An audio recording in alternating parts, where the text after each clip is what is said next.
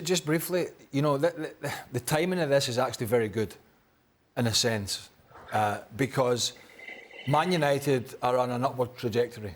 They started to play better. As Oggy said earlier, that was the best performance of the season. And they've started to look a lot better. So all of a sudden, the fans are buying in to this Ten Hag mantra.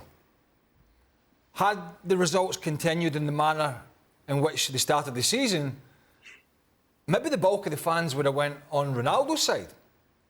Does that make sense? The fact that Erik Ten Hag not only has shown leadership off the field, but he's shown in a brief spell, there's no immediate success or guaranteed success, but it's a damn sight better than it was. It's pacey, it's fast, it's energetic, there's pressing, there's good defending. All the things that have been missing from United, they've managed to shoehorn them into some of the games, particularly the Tottenham game.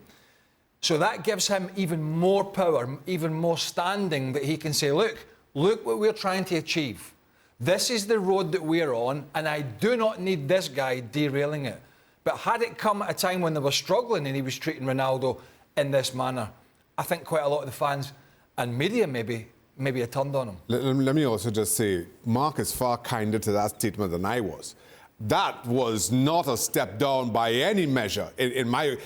Ronaldo spent more time talking about growing up watching players of old than talking about any error that he may have made. Saying that it was the heat of the moment, okay, great, but I at no point reading that statement did it feel like he accepted any responsibility or he was sorry. Now, he may have said that privately, but publicly, he's just kind of stood his ground, in my opinion. That's why I'm not on Instagram. And because you're not, we're going to bring you a reminder in just a moment of that statement. But as we are talking about players of old, Frank, did you ever see anything like this during your playing Why days? do you call Frank players of old? Yeah, Craig Burley once. He didn't want to play for Chelsea once, and I remember that clearly. No, I'm kidding, of course. But no, I never seen that in my life. He wouldn't have been accepted in our generation. I think even the best player in the world, maybe Gianfranco Zola, when he was at Chelsea with us, he would have said that. He would have gone to the tunnel before the end of the game.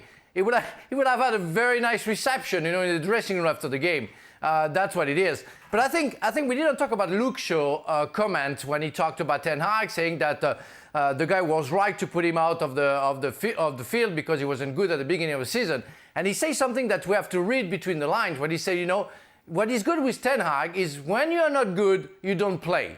I think it was a message sent to Ronaldo as well. So if the teammates think the same as Ten Hag, I think there is something which makes me think that it's over for Ronaldo. I really think that even if the guy thinks that he might be needed, I don't think Ten Hag is going to use him, except he has a pandemia and some players and many players can play.